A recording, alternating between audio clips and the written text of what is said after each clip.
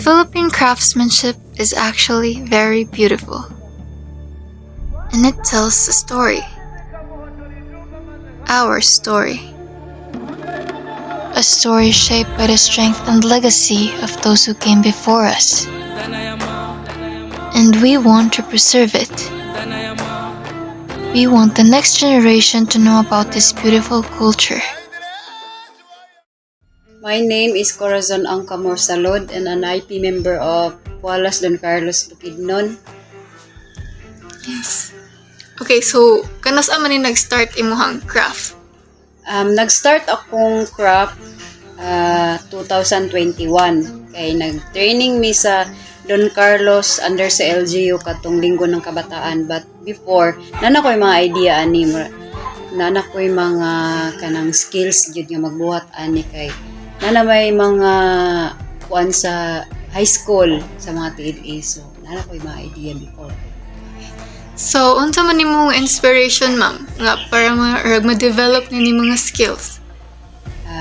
Akong inspiration ani before na ko gid siya gikurso. Na-challenge lang ko sa among tribo kay ang among tribo is murag dili na kayo siya maila dayon ang mga skills sa mga youth gusto po nako siya ma-develop pa or gusto nako ubanan ang youth nga magpadayon ang ilang mga hidden skills. So, unsa to nga mga medium imong ginagamit? Mga So, beads? ang among ginagamit nami mga thread, pamuk, o kanang mga seed beads, dayon mga big eye nga dagom, dayon na mga lock, nami mga bidlom.